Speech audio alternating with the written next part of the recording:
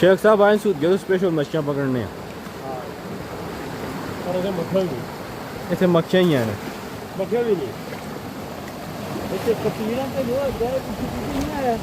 ये मक्खियां पकड़ने आया हाँ